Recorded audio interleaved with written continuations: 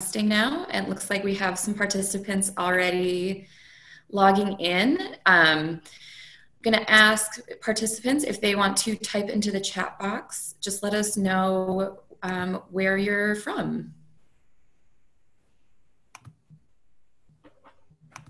I'm currently in Nashville, Tennessee. I'm normally based in Minnesota. And Constant, where are you now? I'm just outside Minneapolis, Minnesota, visiting family. Yes, so we are not in our normal places. You're where I normally am. And Robin, you're in? I'm at home. I'm in Denver. Yeah. Okay, we've got a lot of people. We've got some Detroit, Utah, Georgia, Knoxville, Tennessee. All right. Greensboro, Fargo, Texas, all over the US. I love it. Okay, and I'm also going to launch a poll question that is just wondering kind of what is your current role and title. So just you can select one. I'm going to leave that open for a little bit as we kind of get more people logging in. And how many years have you been in that role? So lots of votes coming in, which look great. Thank you. Got some North Dakota and South Dakota. Got the Dakotas represented. Great. Yay.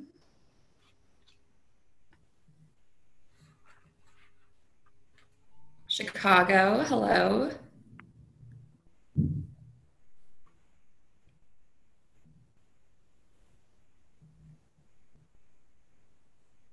Great. Just as people are kind of finishing up answering the poll and letting us know where you are, I just want to mention that we are recording this webinar. We're going to launch into the PowerPoint here in just a second. We are going to make this available if you have other colleagues or staff that you'd like to have watch it later. I'm going to be emailing this out to anyone who's registered. The poll, if you don't see it, it should just have popped up. Or look at the bottom, there may be a poll tab. I'm going to leave it open for another 30 seconds. You can also just type into the chat box if you want to let us know kind of what your role is. This is just to get a sense of who we have on joining us. So.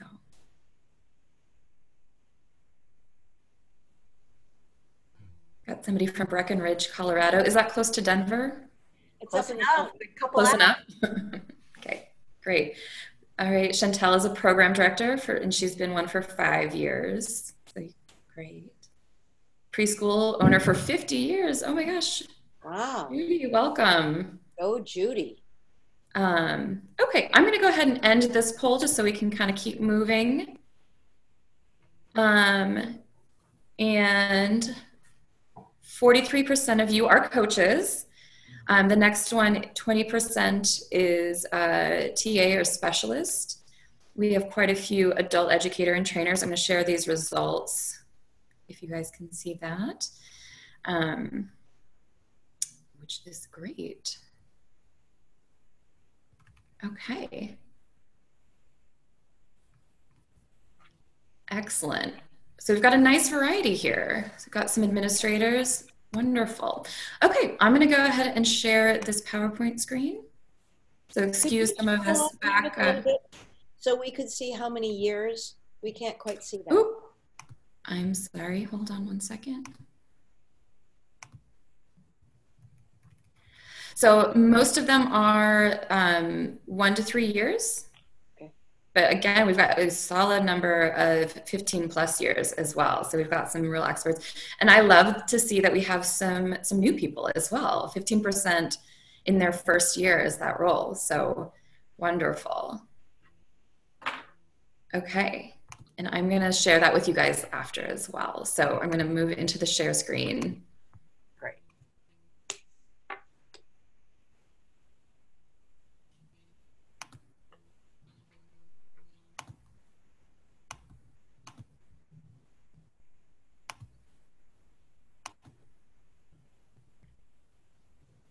Okay, welcome everyone. This is a webinar on transformational coaching, promoting sticky change. Brought to you by Redleaf Press. My name is Meredith Burks. I am the Product Marketing and Customer Experience Manager at Redleaf. And the content is brought to you by Constant Hine and Robin Levy. Constant is the founder and president of Horizons in Learning. She has over 38 years of experience in the field of early childhood.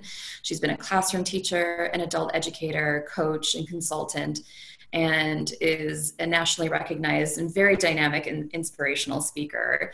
And her new book is coming out from Redleaf Press called Transformational Coaching for Early Childhood Educators. We're very excited. This is going to be ready if you happen to be in Nashville for NACCE in a couple of weeks. That is going to be the first time the book is available. And then after that, we are going to be shipping out any pre-orders that have come up. So we are very excited to get finished books here. And this is sort of a nice little introduction and launch. Constant is joined by her business partner, Robin Levy, who's the Vice President of Professional Development at Horizons in Learning. And Robin has been in the field of early childhood education for 30 years. And she's also had a variety of roles. She's been a licensed family child care provider, classroom teacher, center director at a large center, and coach, consultant, adult educator, and social emotional development specialist. Robin is a real coach's coach and working to broaden and deepen the skills and mastery of coaches and mentors, regardless of their actual title or role. So I'm really excited that we have a wide variety here joining us. So that was sort of my quick introduction. I'm going to go ahead and pass it over to Robin, and we've got a little shot of the book that's coming out in a few weeks there. But I'm going to pass it over to Robin and Constant to kind of take us through the agenda. Before we start with that, Meredith, we do still see the poll results up. Oh, you do? Okay. I am so sorry. Let me close that. You can close it on your own computer too. Beautiful. There we go. And we're back. Thank you. Well, hi everyone. This is Constant, and really delighted to be with you today. So glad you could join us. And I'm thrilled to be able to do this because we're really excited about being able to share the work we've been developing over the last multiple years.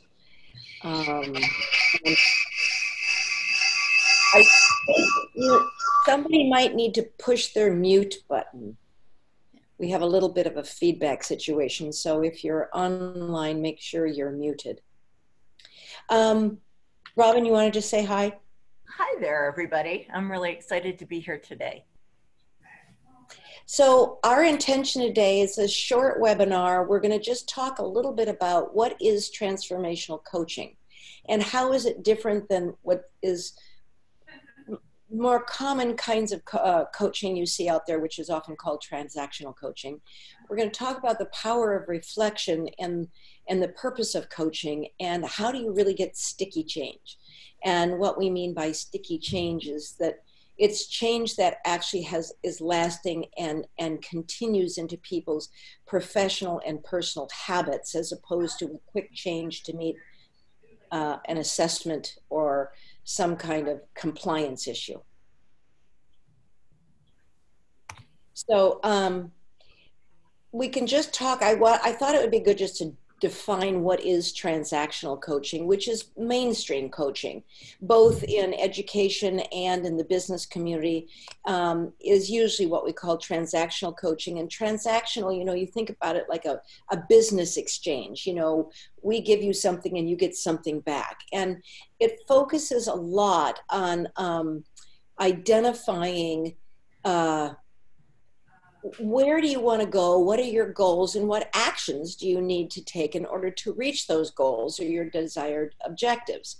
And my experience has been in the world of education and early childhood where we're doing a lot of our coaching. This often ends up being a little more focused on compliance issues or making sure somebody's doing what they need to do in order to stay eligible for a program they're in. Even though we talk about we're trying to improve quality, a lot of our strategy of coaching ends up being transactional. So it unfortunately reinforces that compliance piece and kind of distracts a little bit from really what we're trying to do is increase quality of care and education for children. And often transactional coaching has immediate or short-term goals, and it doesn't usually give enough attention to really the long-term stickiness of it. Transformational coaching is a very different approach, and it is transformational for not only the coachee, the people we're supporting, but for the coaches themselves. And really what both people are learning to do is how to practice and become more skillful in self-reflecting and how to question and examine our own perspectives and values and beliefs that actually influence our behaviors and habits. And consequently, those values and beliefs that are influencing our habits are what are really determining the outcomes and the results that we get. So I think the thing that's unique about transformational coaching, it's a little diving deeper. And we're not just staying focused on, because it's very common, I find in our field, that coaches think their job is to help people identify what's the goal and what's your action plan. And there's certainly nothing wrong with that we want to pay attention to that. But that alone does not change people's behavior. And we often have to go a layer deeper to find out what are the reasons and motivations that are grounded in people's personal values or beliefs that are behind their behaviors. Because if we don't address that, people nod their heads, yes, I'm going to change, but they don't. And so that ends up being a bit of a challenge for us as coaches. And transformational coaching is about really exploring those beliefs and how they influence our perspective and how we interpret or explain our reality, what's important to us, and often to explain our habits and our actions. And actually, a lot of time, people don't think about why do they do what they do anyways. They just do it. And transformational coaching is really about making sure we're helping people reflect about why do you do it the way you do it? Why have you approached it that way? Because if we want to help them change, or we want to help them improve, we kind of need to know that to really get meaningful connection. So our job as coaches is to help somebody do a lot of investigating about their practices, attitudes, their manners of interaction that actually are determining the impact that we have on children, adults, and quality performance. Again, I'm going to invite people to make sure they're muted. I can hear some background conversations happening, so if you could make sure you're muted, we'd appreciate that. It'll help the quality of the webinar. And transformational coaching, really the heart of it is reflection. And coaching is really about providing time for people to reflect about a variety of things. It's not just about making sure they do what they said they're going to do and being accountability partners. I think the real heart of coaching is helping people learn the skill of reflection about how we've been impacted by our own lives and how that influences what we do. You know, everything down to our diapering procedures and how we think that should happen, down to our pedagogical approaches and how we work with children. Our foundational values, both personally and professionally. How do you think people learn is a value that really influences how teachers' behaviors are. And we want to be aware of, many of us inherited from families of origin or from our early educational experiences. We inherited values or thoughts or habits, and we really haven't stopped to reflect about, is that still aligned with who I am today and who I want to be today? And so part of our job is actually to help them consider, is are you choosing that, or have you kind of just been carrying that around as an old habit? And so getting more intentional and self-reflective about that. And how then do we cultivate new habits and practices if we're shifting some of our values underneath? It also, as I mentioned earlier, just like transactional coaching, we definitely want to be focusing on setting goals and creating action plans, how people are going to get there. And I just want to take a moment to say, we've been working with a lot of coaches recently who seem to be somewhat confused about the difference between a goal and an action plan. And my quickest way of describing that is, the goal is, where do you want to go? Like, I want to go to Paris. Great. The action plan is, how are you going to get there? And then you have a good idea plan. I'm going to take a ship. I'm going to fly. I'm going to take a sailboat.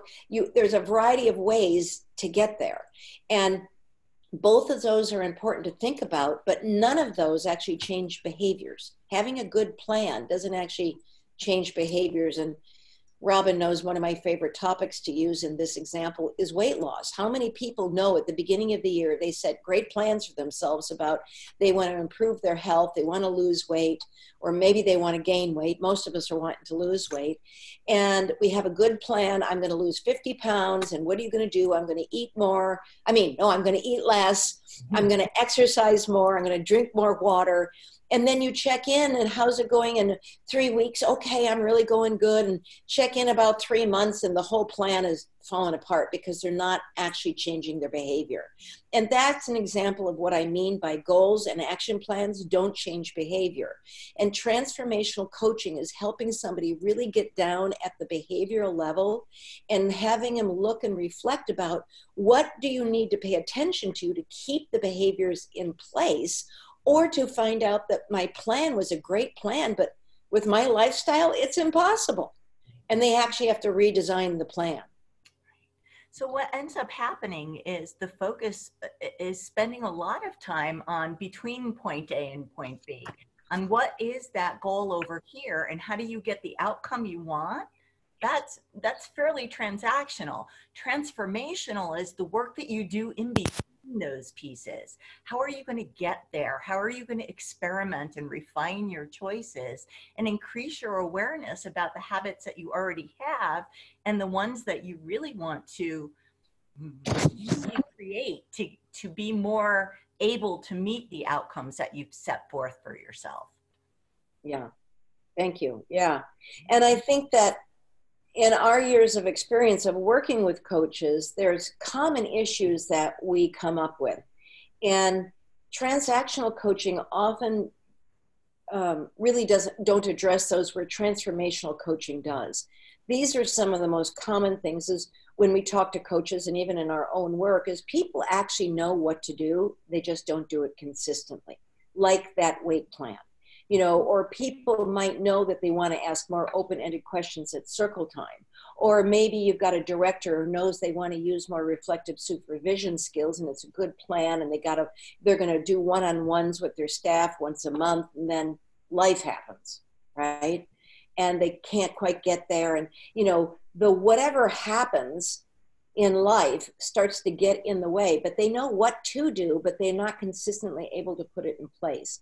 That's probably one of the most common, because I find there's a bit of a misnomer. And I think going into coaching, new coaches often think it's going to be that they need to share their expertise, that they don't have skills. And my experience is a lot of people know what to do. They just don't do it. It's not lack of skill or lack of knowledge.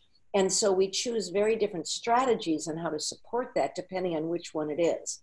Is it they already know what to do, but they don't do it? Or is they lack a skill and that's more training. We have to teach them.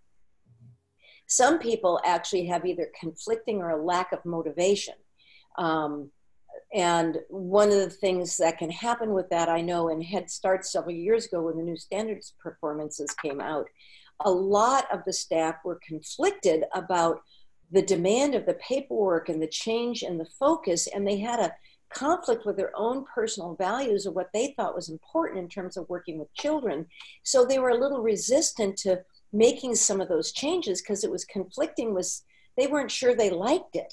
And sometimes it's just a lack of motivation. It's like people don't want to change how they change diapers. It seems to have been working that way for all the years they've been working with kids. Why should they change it because the Eckers says it should look like this? So the conflicting or lack of motivation is a big issue as coaches, I think we bump into. And when we as coaches act as experts, we often fall by habit into giving advice or giving suggestions. And most people are not, if it's a motivational issue, advice and suggestions are not very effective. Most people don't want advice and suggestions. And it's particularly to bust the motivational issues. You know, advice and suggestions can be helpful if somebody doesn't have a skill and they need some ideas, but it doesn't bust the motivation barrier. And then the other issue we have that are common issues that we hear coaches reporting a lot are about where the changes people make are temporary. Like they might do something and the coach goes back in 2 weeks and they're still doing it, but they go back in 6 weeks and they've slipped back to their old habits.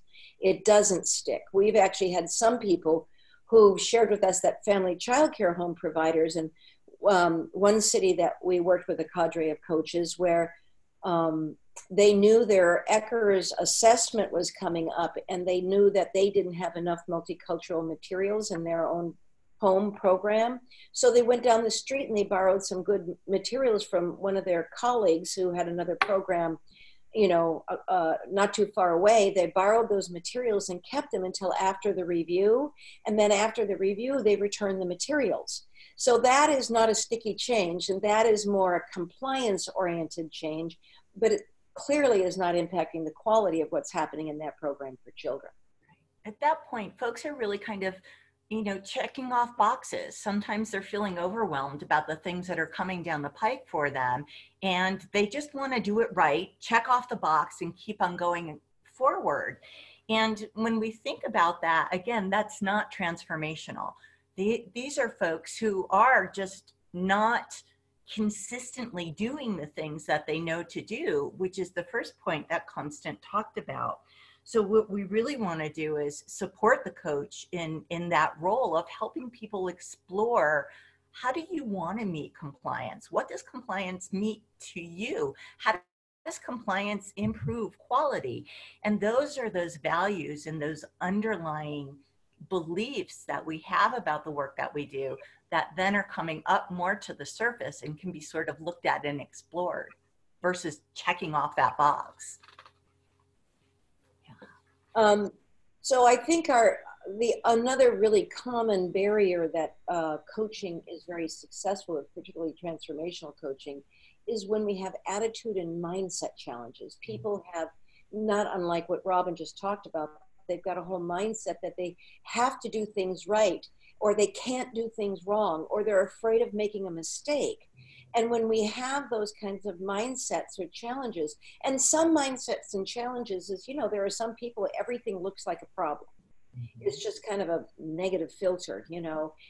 They might look at children and all they see is something's wrong with the child. They don't have the what works about a child. And it influences their effectiveness in working with the child. So when we have an attitude or a mindset challenge, we as coaches diving in that deeper layer underneath, beyond the goals and the action plans, but what's holding that? What are they really thinking? What's that about?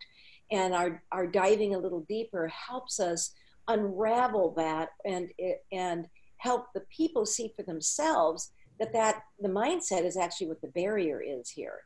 And I find that as coaches, a mindset that we have to work with coaches about very frequently is coaches think their job, their mindset and attitude about their job is they're supposed to be an expert and they're supposed to have the answers and be helping with the best of intentions, helping their coachees by having the answers. And so they do a lot of suggestion and advice and have you thought about, and, you know, giving advice that way. And then one of the negative side effects of that is it trains the coachee to go to the coach for the answer, and they kind of robs them of the opportunity to become a critical thinker. They then get more passive, and they will often say to the coach, just tell me what to do, rather than actually dealing with the discomfort of having to figure it out for themselves. I often say this is not uncommon when we're working with children, how you have a child who might be coming out of the bathroom with their pants down around their ankles, say, kind of looking at you like expecting you to help pull up their pants. And if we keep going and pulling up their pants, what we're teaching the child to do is that we're going to do it for them, and it doesn't teach them initiative. It doesn't help them learn how to do it for themselves. And coaches, we can end up enabling our coachees in much the same way. If we keep giving the answers over and over again, it doesn't enable them to figure out and take initiative to figure out how to be their own problem solver. So we often have to change our coaching habits by dialing back and biting our tongues to not always give the next best idea or what do we think, but rather than inquire about, well, what's having you do it that way? And so it helps guide our behaviors as coaches, and our own mindset can get in our way too. Mm-hmm. I think it's important at this point, Constant, to point out too that sometimes if folks are thinking about how could they shift their coaching practice to more transformational coaching, to understand that they're going to get some resistance from their coachees. Coachees almost become, dare I say, and it's a strong word, addicted to us enabling them to get information from us and becoming more of a resource and an advice giver. So when we support them in trying to become critical thinkers, they're like, oh, wait a minute, that's not what I expected. I thought you were just going to help me do it right. Again, we're getting back to that. Tell me what to do.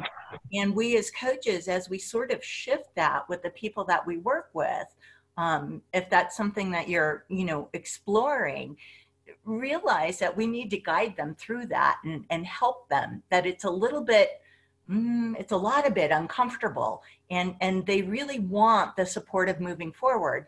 So again, holding their hands, helping them understand that, yes, we realize changing growth is challenging, but the end goal here is that we work with folks so that they could continue to create answers to their problems as they arise. And as we as coaches move on to working with other people and no longer available, we're leaving our coachees with skills to address the things that are going to continue to happen in their daily practice and still grow their own set of skills. Yeah, I think that's so important, because the whole purpose of coaching, if we think about it, is we want to work ourselves out of a job. Yeah. We want to be able to disengage, knowing that they're empowered to coach themselves in a way, is that they've learned how to become a critical problem-solving thinker, that they know that they have where to go to get resources if they need it, that they're not always dependent on us. And so I feel like we have a philosophical value around what the purpose of coaching is, in that it's not an expertise model. And we kind of use the metaphor of growing, being a co-gardener or being a partner in cultivating change and growth. We aren't the expert, and they aren't the one who needs to change, any more than we believe that it's the teacher has it all and kids are empty pails and our job is just to fill them. Is actually, if you want to look at a constructivist approach to education, where we're helping co-construct our learning as we go along with children, we're doing the same thing with the educators, whether they're classroom teachers or site directors or, whoever it is we might be coaching. And so if we think a lot, Robin is a great gardener. And so we've been using this, cultivating a gardener is really the coach's role, is to be a partner and co-gardener. Is we have to take time to prepare the soil. That is a lot about creating trusting, respectful relationships. And I think that a trusting relationship has a lot to do with, do we listen, not just talk? Are we curious about what's going on with them, as opposed to just kind of wanting to dish out? So our planting has to do with being able to individualize and to cultivate curiosity and facilitating desire. And facilitating desire is to find out what does that person really want for themselves, rather than saying our coaching initiative says you have to raise your points 3 points or 1 point, you have to give above a 3 in this category in all areas in this assessment, because that really is not motivational to people. And so really, and it also doesn't help them connect those assessments to having anything to do with quality and what their professional goals are. And most people care about kids, they do. And we just have to tap into that. And our job is to weave in any way. Assessments are second to qualitative change. Assessments are only a tool to help us find out about that. And there are many coaching initiatives where I found that the assessments have become the only thing anybody focuses on, and they're actually coaching to the test. And so that's where we want to help make the shift from, just quality rating and focusing on the rating to really shifting to continuous quality improvement for what we're providing for children. And so I think that watering our garden it's going to require reflective practice in order to do that. We have to be thoughtful about what we're doing, why we're doing it, how we're doing it, how do we know whether it works? The same is true for us as coaches. How do you know whether what you're doing as a coach is working? We have to be reflective about our own professional practices. And weeding might not be fun, but it is a necessary thing to keep our garden going. And both watering and weeding are not something we get to do once, like a goal setting or an action planning. Those we have to do ongoing all the time. We got to water very regularly. We have to weed. I can hardly say that. We ought to weed. We have to weed very regularly, because part of our weeding in coaching is finding out what are the barriers and challenges somebody's facing, and having them be ineffective in their habits and behaviors, and how can we help explore that, reset that, reframe things. And that's where we really get the harvesting. And the harvesting, where the juice is really in the being with them by their side as they're practicing, implementing whatever their actions are, however they think they need to proceed to get the changes they want. And like Robin said, it is uncomfortable to do learning, and we have to help them tolerate that discomfort in order to experiment and find out what does work. And lots of times they don't get solutions, they just get more questions. But if it's a better question, the whole inquiry will be more productive. They'll get more value out of it.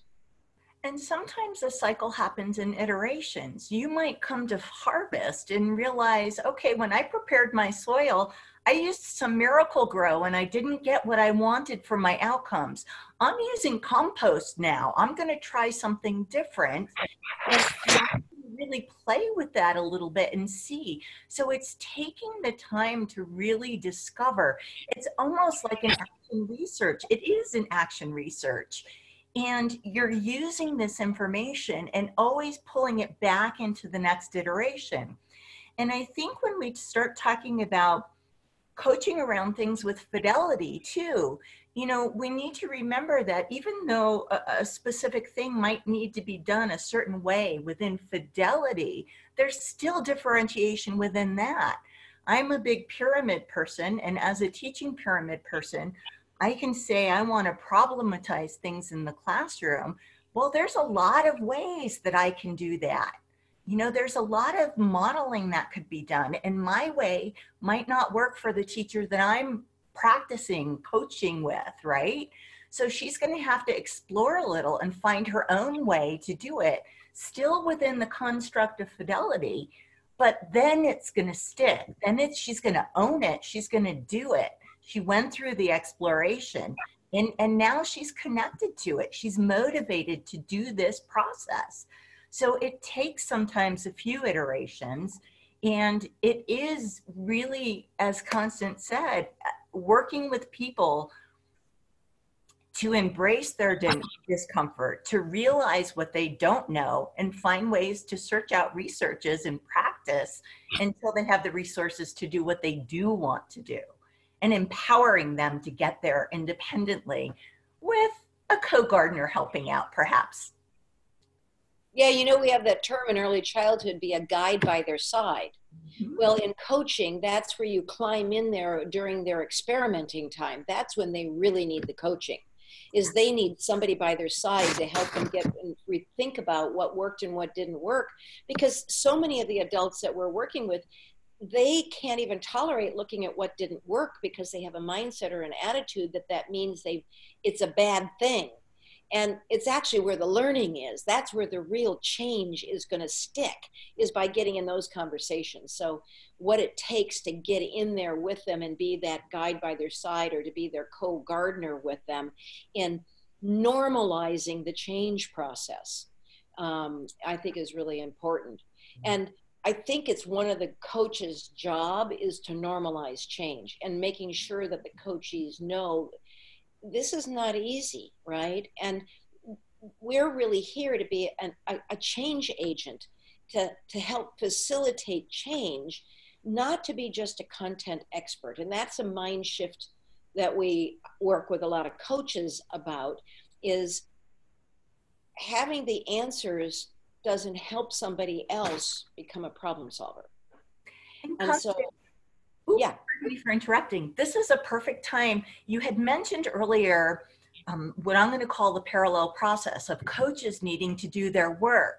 Here, it's so important that coaches are going through this discovery process about their own coaching practices, because it reminds us as coaches how uncomfortable it could be.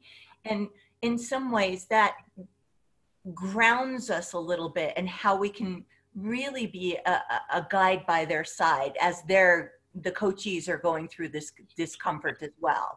And that we're all always growing and walking our own talk of getting better and getting better and continuing to learn. Yeah. Yeah, it is that parallel process. Thank you. That's so perfect timing. Because I think that if we're going to promote reflection, we have to model it. If we're going to promote critical thinking and problem solving, we have to model it. They have to see us going through our own discomforts in figuring things out also, because that's partly what normalizes the change process, is to see us going through it right along with them. And we have to depressurize ourselves that we're supposed to have the answer, and that it's okay in a coaching session. It's like, God, that is a good question. I have no idea I don't know. We're probably going to have to go research that together. And that doesn't mean you're not doing your job, or you're not doing your job good enough. That means you're modeling how to actually do research and figure out and take initiative to find some answers for yourself. And I think a term I coined some years ago was the art of followership, as opposed to leading. And I think, again, that the role of the coach and the purpose is, I don't think our job is to lead people. I think our job is to be in parallel process with them. It's to be the guide by their side, to be in it with them. And like we want teachers doing, there is some structural frameworking that a teacher will do in a classroom to make it successful for children, but they don't tell kids what to do. They're not being directive and saying, do this, go choose that toy, go choose that learning center. There's space for them to make their choices inside what Robin talked about, some framework. Some of our coaching initiatives are very clear. We have to do X, Y, Z in our coaching initiative, but how we contextually set that up and approach that is completely up to us. And so having an attitude of followership is actually trusting the coachee has what they need inside them. It's not like they're empty and they don't have it. My sense of working with most people is they've got what they need inside them way more than I could ever put in them. And that's where my own authentic curiosity and inquiry about how that person works and who they are and what's important to them, that's where I get the stuff of which to co-garden with them. And it's often the stuff they don't even see about themselves. And so I think that having an attitude of curiosity and inquiry is really important, And with that followership approach, we have to really be cautious not to fall into our old habits of being an expert or thinking that we should know, because then we end up being know-it-alls, and that's not great walk our talk, right? It actually can hinder and interfere with authentic inquiry, my own about a coachee, or helping them foster the inquiry about what they do. If they're having if they're having trouble with a child that they find challenging to work with, if we keep giving them advice of what to do, they stop inquiring about what's going on for the child. We want to be a partner in helping them inquire what's happening. This is where, teaching and coaching is like being Sherlock Holmes. It's an investigation. It's not being an encyclopedia that has all the answers together. And human beings are messy, and we have to get in there and kind of mess around with them. And so when people often say, where do you start? We actually always start with inquiry and not telling somebody what they need to do. I would never think to tell somebody what their goals are. It would always be an inquiry. Well, we know this is the framework we have to work inside of those things. What feels most important to you? So even that is handing the ball over, transferring the power as often as we can is the mindset underneath followership. Learning how someone perceives and thinks and how that leads to their actions and behaviors, and that we help them get a flashlight on themselves about how they work so they can start to make the choices about their own dials. And when we think about the issues that we have with the workforce today and the capacity issues that we're facing, I've had people tell me that this is almost a little bit of a harder concept because it slows work down. But again, it's almost like the tortoise and the hare. It's going slow to go fast, because the way that we're consistently coming in and trying to fix things for people, we know those changes aren't sticking. So in the end, it comes back around again and back around again, and you're working with those same folks over and over because the changes aren't sticking. So this seems almost a little bit counterintuitive, because this takes a little bit longer to look underneath the hood and see how somebody's thinking and help them shift their habits. But in the end, once they do that, you can't unknow something you now know. It's there and it's inside of you. Yeah, I love, maybe the quote should be is go slow to get sticky. There you go. If you really want it to last, you got to slow it down. Otherwise it slides off. Yeah. I love this quote by Flattery about coaching is not about telling people what to do, but giving them a chance to examine what they are doing in light of their own intentions, because is what they're doing working or not. And I think that as we move forward here, we've talked a lot about the power of reflection, and I feel like we're kind of just repeating ourselves here, but this really is the heart of it, is helping people learn how to reflect is the heart of how you get sticky change.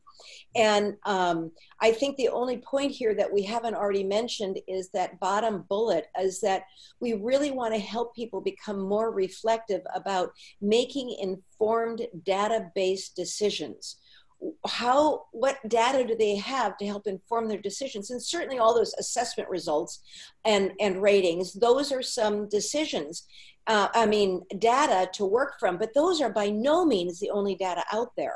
If you think of a teacher working about a child, is what's the data that we know about a child? Do you know what works about the child?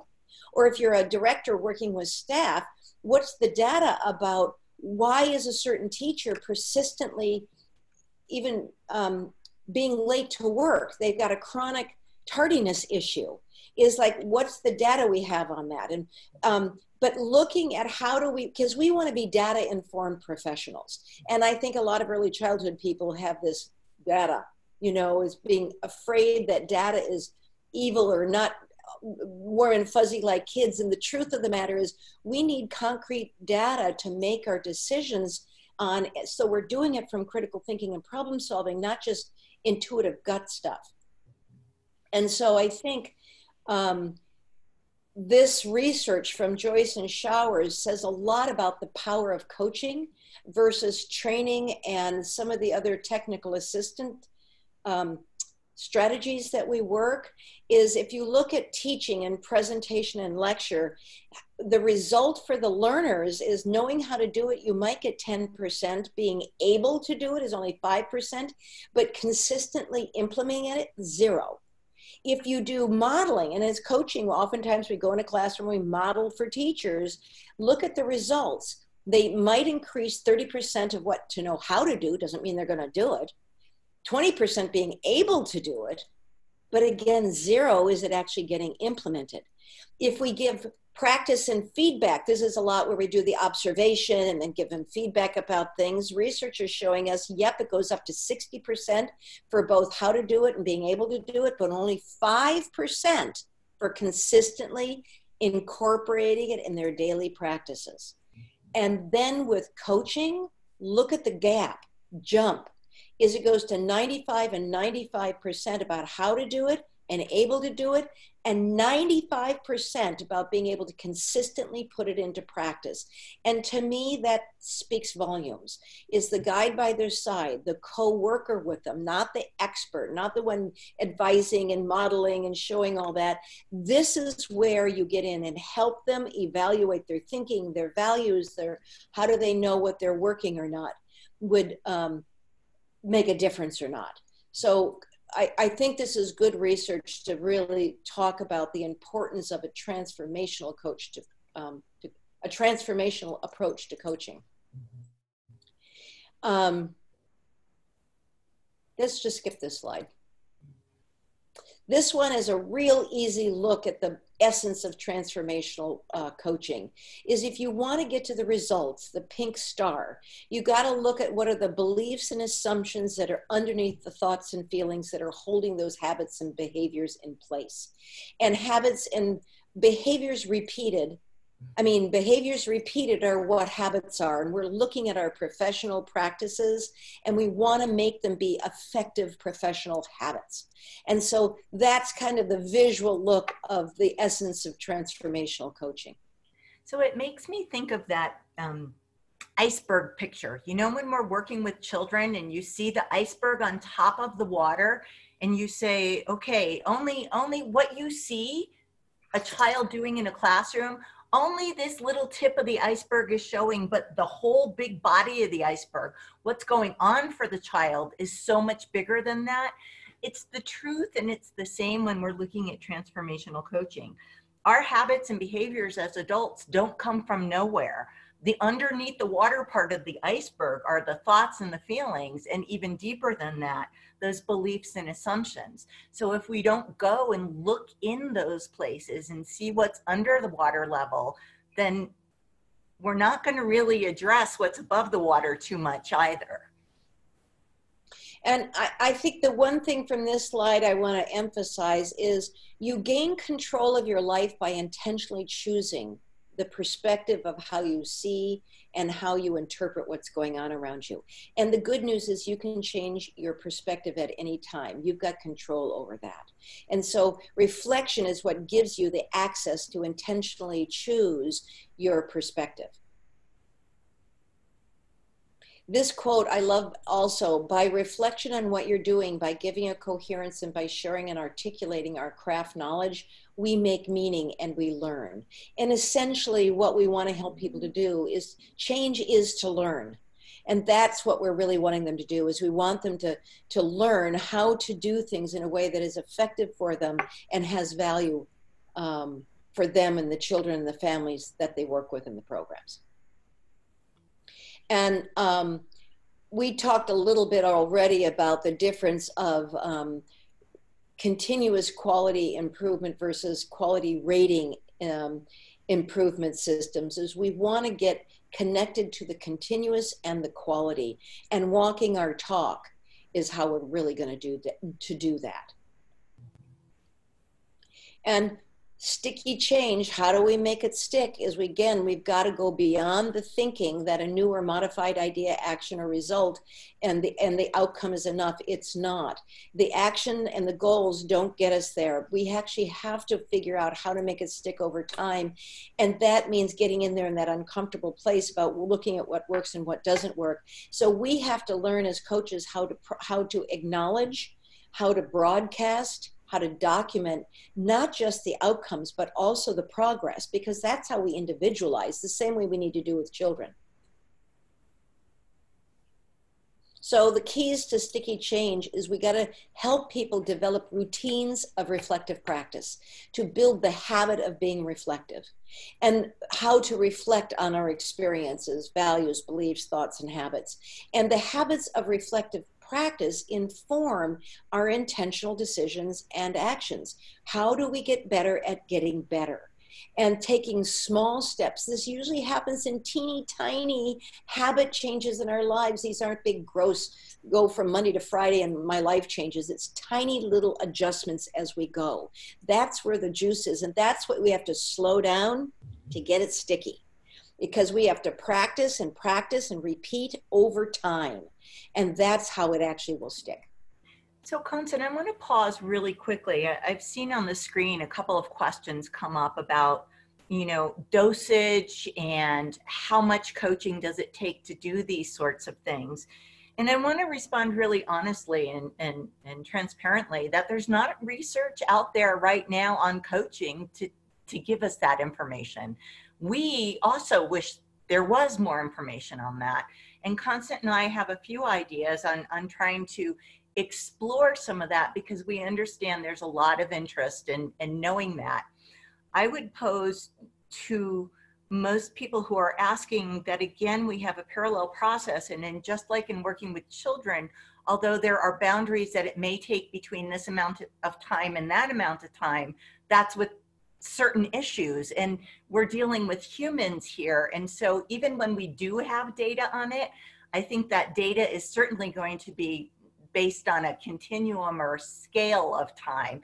I don't know that there's ever going to be a magic number of this many hours of coaching at this frequency is going to be what helps every single person, because we're humans and we're so differentiated. And that's part of the beauty of coaching, is that we can differentiate, and that the things, the values and the beliefs that people have to attend to, it's going to look different from human to human. But at the same time, yes, we need more data and research to give us some of what that boundary might look like, so that we as systems can continue planning and build that in. We're just not there yet quite. Well, and it's really good also in some industries, in the health, medical, and addiction industries, they have done enough research to know that it's somewhat predictable that you have to have really regular focused attention on changing a habit that's really very focused. It takes a minimum of 3 months to change a habit. And if you think of the dosage and we only get to see somebody once a month, that is going to slow the process down. It matters how much they process in between. It's not how much big stuff happens in our coaching sessions. It's more about what are they doing in between our sessions that matter. And that's where the really helping them think about, and how do we get them being reflective. We don't want them only being reflective when they're talking to us. We want them being reflective in between the times with us. And that's a change of habit. So that's another thing I think. To say again, Rob? And that documentation of the work that they're doing, so that their learning becomes much more concrete, and then they could look at the skills and the trends of things that work for them and learn themselves better to be able to do this more independently as time goes by. And to be accountable that they're the ones doing the change, not relying on you as the expert session to session to be giving the good stuff. And I know we're a little over on time here, so I want to just thank you all so much for being with us today. And thank you for your very provocative questions, because in our industry, we got a lot more inquiry, scratch and sniffing to do to get some of these answers. So thank you for being with us that way. Yay.